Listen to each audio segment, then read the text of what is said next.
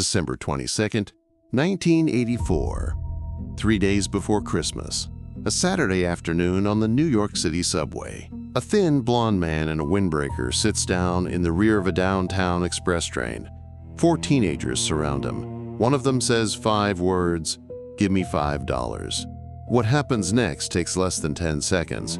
The man stands up, he says, "You all can have it," and then he pulls a revolver from his waistband and fires 5 shots. 4 teenagers hit the floor. One of them will never walk again.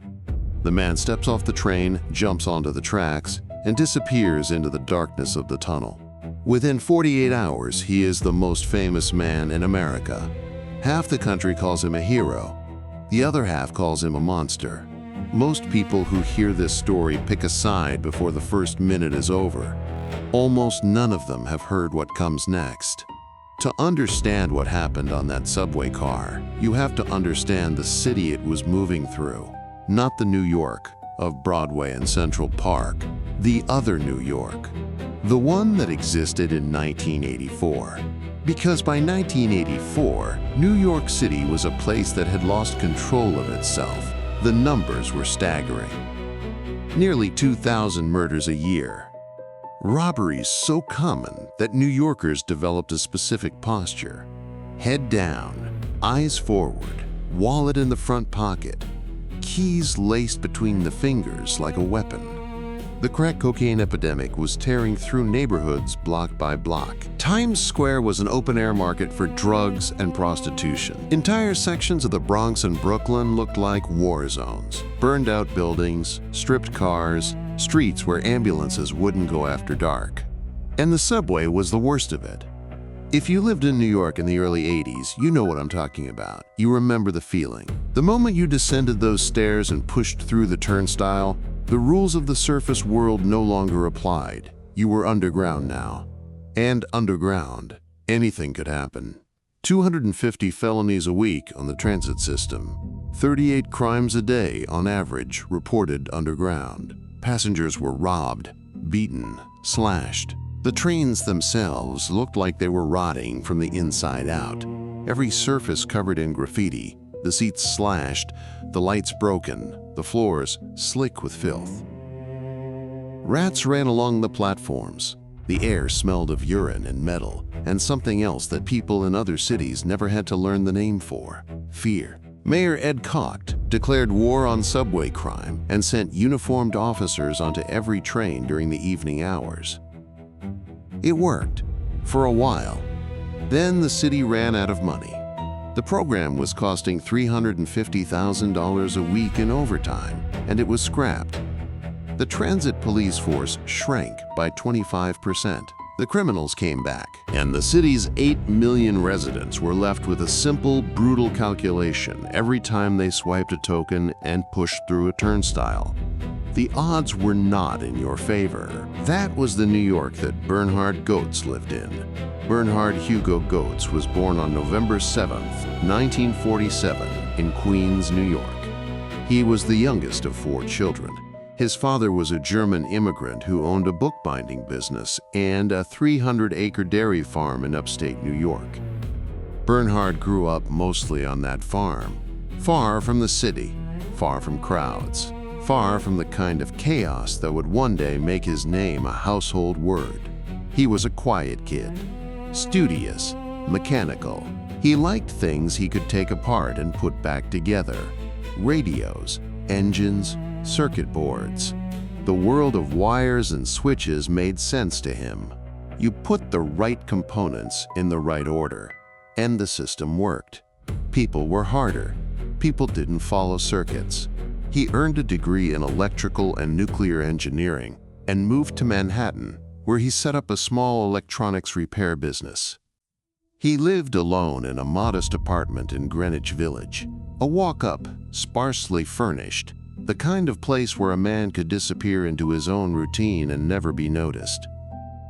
He didn't drink much. He didn't go out much.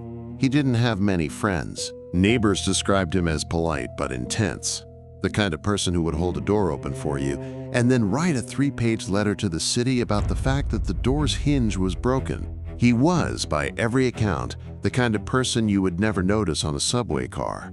But Goetz noticed everything. He was obsessed with the state of his neighborhood, constantly writing letters to city officials about broken streetlights, overflowing trash cans, and unsafe conditions. He attended community board meetings. He filed complaints. He was the kind of New Yorker who believed the system should work and was furious that it didn't. Then, in January of 1981, the system failed him personally. Goetz was walking through a subway station when 3 young men surrounded him. They didn't just rob him. They beat him. They slammed him to the ground and damaged his knee so badly that he would walk with pain for the rest of his life. He managed to escape and flag down a police officer. The officer caught one of the 3 attackers. The other 2 disappeared into the crowd and were never found. The one who was caught spent a few hours at a police station. He was charged with a minor offense. He was released. No trial. No consequences. The system processed him like a parking ticket and moved on. Goetz did not move on. He applied for a concealed carry gun permit, citing the mugging and the fact that his job required him to carry cash on the subway. The city denied his application. In New York in 1981, getting a gun permit was nearly impossible for a private citizen. The waiting list alone took years, and most applications were rejected outright. So Goetz bought a gun anyway, a Smith & Wesson 38 caliber revolver, 5-shot, compact enough to fit in a waistband holster. He practiced with it. He learned to draw it quickly. And for the next 3 years, 1,095 days, Bernhard Goetz rode the New York City subway with a loaded, unlicensed handgun pressed against his body, waiting for the moment he was certain would come again. He told himself he would never be a victim again. And then came December 22nd. But what happened on that subway car? What really happened is more complicated than any headline ever told. And what came after it would force an entire nation to look in a mirror that most people didn't want to face. The 4 teenagers who boarded that number 2 express train on that Saturday afternoon were Troy Canty, Barry Allen, James Ramseur, and Darrell Cabey. They were all from the Bronx. They were all either 18 or 19 years old. They were all high school dropouts, and they all had criminal records, minor offenses mostly, petty theft, disorderly conduct. The kind of records that a lot of young men from the Bronx had in 1984. 2 of them, Ramseur and Cabby, were carrying screwdrivers inside their coats. Not as weapons, they said later. They were headed to a video arcade in Manhattan, and the screwdrivers were for breaking into the coin boxes of the machines. They were planning to steal quarters. They sat in the rear section of the 7th car. They were loud. They were taking up space the way teenage boys take up space, sprawled across the seats, talking over each other, laughing too loud. The other 15 or 20 passengers in the car did what New Yorkers in 1984 had learned to do. They moved to the other end. At the 14th Street station, Bernhard Goetz boarded the same car and sat down near the teenagers. He was wearing jeans and a windbreaker. He was carrying 5 rounds in his Smith & Wesson. What happened in the next few seconds has been told 2 different ways, and neither side has ever budged. Troy Canty approached Goetz. According to Canty, he asked politely for $5, panhandling, nothing more. According to Goetz, Canty's tone was a demand, not a request, and the way the 4 of them positioned themselves around him, 1 in front, 1 on each side, 1 slightly behind, was the geometry of a mugging. Goetz had seen it before. He had felt it before. Goetz stood up. "You all can have it," he said. Then he drew his revolver from a quick-draw waistband holster and started firing. The first bullet hit Troy Canty in the chest. The second hit Barry Allen in the back as Allen turned to run. The third passed through James Ramseur's arm and lodged in his left side. The fourth was aimed at Darrell Cabby but missed, ricocheting off the wall of the conductor's cab. Goetz paused. He looked around the car. Most of the passengers had fled to the far end or dropped to the floor. The 4 teenagers were down, bleeding, groaning, trying to crawl. All four except Cabby. Cabby was sitting on the bench at the end of the car, hunched over, clutching his side. He hadn't been hit. Goetz walked toward him. Later, in his confession to police, Goetz described what happened next with a specificity that would haunt the courtroom for years. I looked at him. He wasn't bleeding. I said, "You don't look so bad. Here's another." He fired the fifth and final bullet into Darrell Cabby's lower back at point-blank range. The bullet severed his spinal cord. The conductor heard the shots and pulled the emergency brake. The train screeched to a halt just before Chambers Street Station. The conductor ran toward the rear of the train and found Goetz standing among the wounded teenagers. "Are you a cop?" the conductor asked. "No," Goetz said. "I don't know why I did it." Then Goetz walked between two cars, jumped down onto the tracks, and vanished into the tunnel. The ambulances came. Police sealed off the station. The four teenagers were rushed to hospitals across Lower Manhattan. Troy Canty, shot in the chest, was listed in critical condition. He survived. Barry Allen, shot in the back, recovered. James Ramseur, hit in the arm and side, was critical but pulled through. Darrell Cabby did not pull through, not in the way that matters. He fell into a coma that lasted weeks. When he finally opened his eyes, he could not move his legs. He could not control his body below the waist. The bullet had severed his spinal cord cleanly and permanently, but the physical damage was only part of it. The trauma to his brain, from the shock, the blood loss, the coma, had left him with irreversible cognitive damage. Doctors tested him and determined he had the mental capacity of an 8-year-old child. He was 19 years old. He would spend the rest of his life in a wheelchair, cared for by his mother in their apartment in the Bronx, unable to fully understand what had happened to him or why. An outstanding armed robbery charge against Cabby was quietly dropped. The Bronx district attorney determined there was no point in prosecuting a man who could no longer comprehend the charges.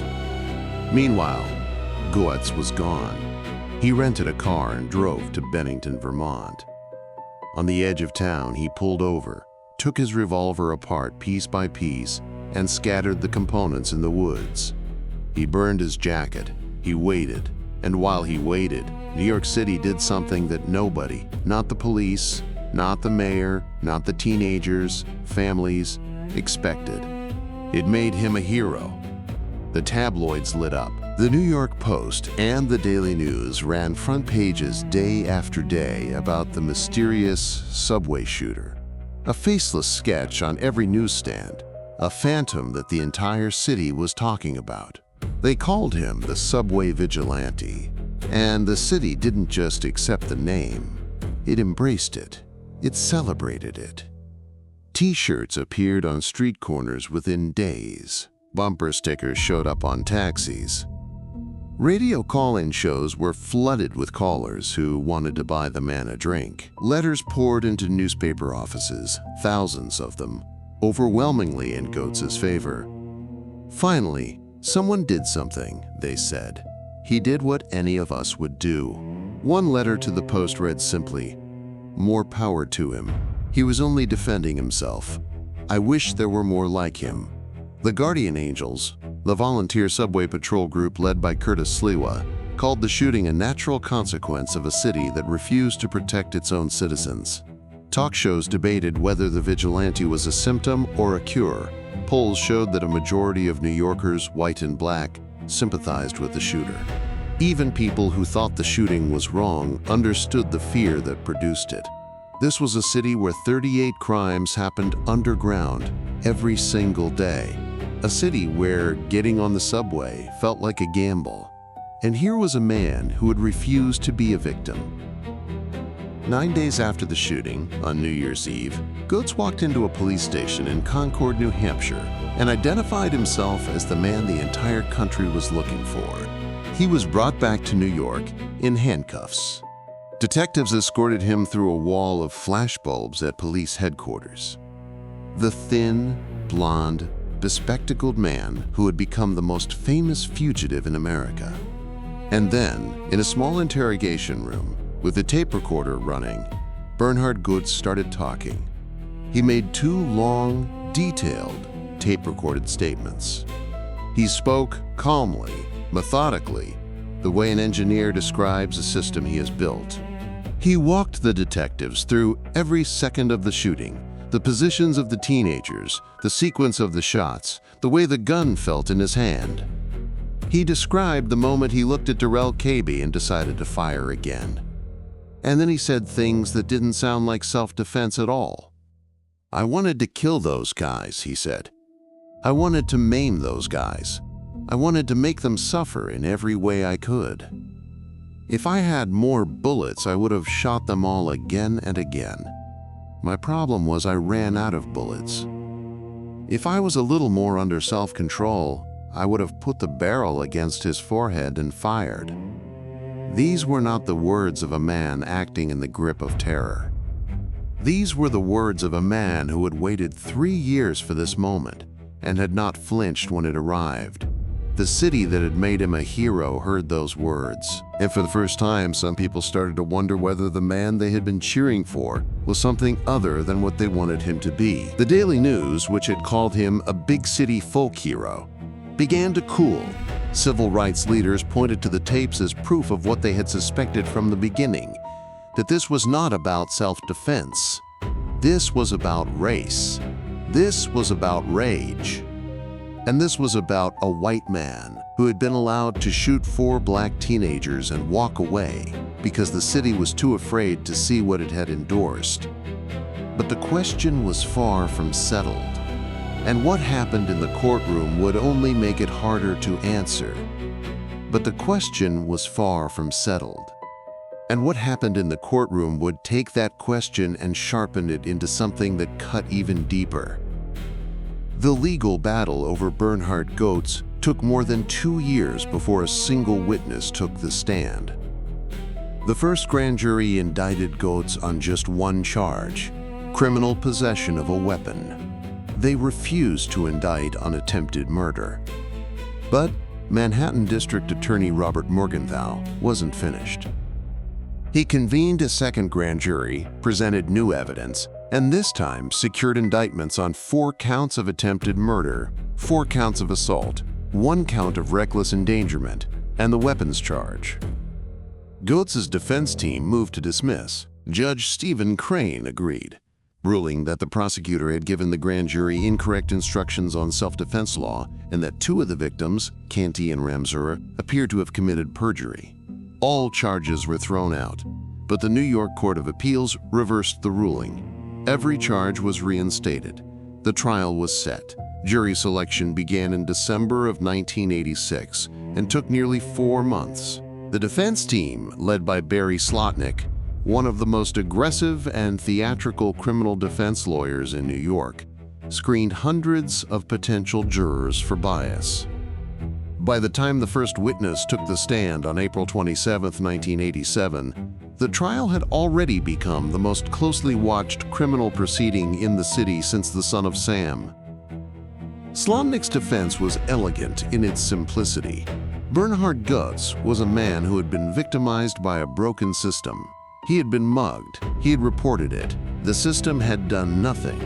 He had applied for a gun permit. The system had denied him. And then, 3 years later, 4 young men with criminal records and screwdrivers surrounded him on a subway car and demanded money. In that moment, Goetz did what any reasonable person in his position would have done. He defended himself. Slotnick was a showman. He dressed impeccably. He moved around the courtroom like he owned it. And he understood something that the prosecution did not. This trial was not about what Bernhard Goetz did on that train. This trial was about what New York City had done to Bernhard Goetz and to everyone else who rode the subway for the past 10 years. Slotnick turned the trial into a trial of the city itself. He painted a picture of a metropolis in freefall. The crime statistics, the graffiti, the fear, the feeling of being abandoned by every institution that was supposed to keep you safe, and placed Goetz inside that picture as an everyman. He emphasized his screwdrivers. he emphasized the criminal records. He brought Goetz's 1981 mugging into sharp focus and made the jury feel what it was like to carry that injury, physical and psychological, for 3 years while riding the same subway system that had nearly destroyed you. Prosecutor Gregory Waples faced an uphill battle, and he knew it. His strongest card was the fifth shot, the bullet Goetz fired into Darrell Cabey's back after the initial 4 shots were already spent. Waples hammered this point relentlessly. Whatever fear Goetz may have felt in the first 2 or 3 seconds of the encounter, by the time he walked over to Cabey and said, "Here's another," the threat was over. The other 3 were down. Cabey was cowering. That wasn't self-defense, that was execution. No reasonable person could have fired that shot, Waples told the jury. He called Goetz a strange and troubled man and urged the jury to believe Goetz's own words from the confession tapes. The words about wanting to kill, about wanting to maim, about wishing he had more bullets. The prosecution needed its victims to testify. And that is where the case fell apart. Barry Allen refused to take the stand at all. He demanded immunity from prosecution. The district attorney refused to grant it. Allen's silence looked like guilt. And then there was James Ramseur. Ramseur entered the courtroom in prison dungarees. He was serving time for raping, sodomizing, and robbing a pregnant woman in 1986, a crime committed 2 years after the shooting. He was hostile from the moment he sat down. He refused to answer questions. He earned multiple contempt citations from the judge. When he finally agreed to testify, he sparred with Slotnick, snarling and posturing in front of the jury. The judge told the courtroom that Ramseur's behavior had conveyed viciousness and selfishness more eloquently than words could. Ramseur was the prosecution's witness, but he was the defense's greatest gift. Every second he spent on that stand, the jury was looking at exactly the kind of person Goetz said he had been afraid of. And this is where the case becomes something more than a legal proceeding. Because the prosecution's argument was not wrong. A man walked up to a teenager who was sitting down, unarmed, wounded or cowering, and shot him in the spine at point-blank range. That is not self-defense. By any legal definition, that is not what a reasonable person does. That is something else. And the confession tapes, Goetz's own words, made that undeniably clear. The man did not act out of fear alone. He acted out of rage. He admitted it. But the defense's argument was not wrong either. 4 young men with criminal records, carrying concealed screwdrivers, surrounded a solitary man on a subway car in the most dangerous transit system in America and demanded money. The man had been mugged before, on the same system, and the justice system had done nothing. He was alone. He had seconds to decide. And in those seconds, the difference between "give me $5 as a panhandling request" and "give me $5 as a prelude to violence" is the difference between a crime and an act of survival. And no one on that train, including Goetz, had time to figure out which one it was. Both of those things are true. Both of those arguments are sound.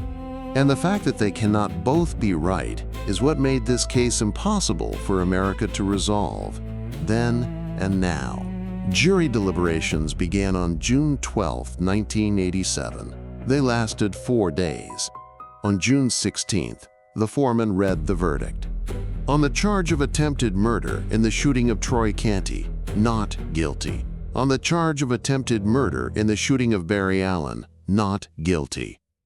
On the charge of attempted murder in the shooting of James Ramseur, not guilty. On the charge of attempted murder in the shooting of Darrell Cabey, not guilty. On all charges of assault, not guilty. On the charge of reckless endangerment, not guilty. On the charge of criminal possession of a weapon in the 3rd degree, guilty. Bernhard Goetz, the man who shot 4 teenagers who severed 1 spinal cord, who admitted on tape that he wanted to kill them all, was sentenced to 1 year in prison, a $5,000 fine, and 4 years of probation. He served 8.5 months. Darrell Cabby's mother wept when the verdict was read. She had watched the man who destroyed her son's life walk out of the courtroom with less jail time than some people serve for shoplifting. Outside the courthouse, the reaction split along lines that looked uncomfortably like the lines that ran through everything else in America. The mostly white jury that had acquitted him saw a man defending himself. The civil rights leaders who condemned the verdict saw a white man who had shot 4 black teenagers in the back and walked free. Both groups looked at the same evidence. Both groups were certain they were right. 9 years later, in a Bronx courtroom, a different jury, 4 black members, 2 Hispanic, heard a civil lawsuit filed by Darrell Cabby's family. The renowned civil rights attorneys Ron Kuby and William Kunstler represented Cabby. This time, the verdict went the other way. The jury found unanimously that Goetz had acted recklessly and without justification. They awarded Cabby $43 million, $18 million in compensatory damages, $25 million in punitive. Goetz declared bankruptcy. His notoriety and legal bills had left him with almost nothing. Cabby, paralyzed, brain damaged, living with his mother in the Bronx, unable to form a sentence longer than a few words. Never collected a cent. The $43 million verdict existed only on paper. Justice, this time, was a number that no one would ever cash. James Ramseur, the witness whose courtroom behavior had helped Goetz win his criminal trial, was found dead in a Bronx motel room in 2011. Empty pill bottles beside him. He was 45 years old. He had spent 25 years in prison for the rape conviction he earned 2 years after the shooting. When he got out, the New York he returned to was unrecognizable, cleaner, safer, gentrified beyond recognition. The subway cars were stainless steel and air-conditioned. The graffiti was gone. The fear was gone. A city that had moved on from the world, that had shaped and then consumed his entire life. Ron Kuby, the attorney who had represented Cabby, said of Ramseur's death, "When you're shot down by a racist madman and most of the city hails your attacker as a hero, I imagine it takes a toll on your soul." Goetz, reached by email, responded, "It must have seemed weird to him, being raised with violence, spending 25 years in prison, and then coming back to a changed New York. Maybe his suicide was a statement, but I hadn't figured it out." 2 men, same event, still unable to see each other across the distance that 5 bullets had created. Goetz moved on too, in his way. He ran for mayor of New York in 2001. He lost. In 2013, he was arrested for selling $30 worth of marijuana to an undercover officer. The charges were dropped. He still lives in Greenwich Village. He is 78 years old, and the question his case raised, the one that made it famous, the one that made it impossible, has not gone away. In 2023, on the same subway system, a 26-year-old Marine veteran named Daniel Penny put a man in a chokehold during a violent outburst on a train. The man died. Penny was charged with manslaughter. He was acquitted. The debate that followed was identical, word for word, point for point, the same arguments, the same fault lines, the same America. 40 years apart, 2 different subway cars, 2 different men. The same city, the same fear, the same question that no verdict has ever been able to answer. How much violence does fear justify? And who gets to decide, the person who felt the fear or the person who paid the price for it? Most people answer that question instantly. It feels obvious. The answer is right there, clear as day. The trouble is that the person sitting next to you, same city, same subway car, same facts, has an answer that is just as obvious, and just as clear, and completely, irreconcilably different. 5 bullets, 4 teenagers, one verdict. And a country that heard the same story, looked at the same evidence, and still cannot agree on what it means. History remembers the verdict. We remember the people.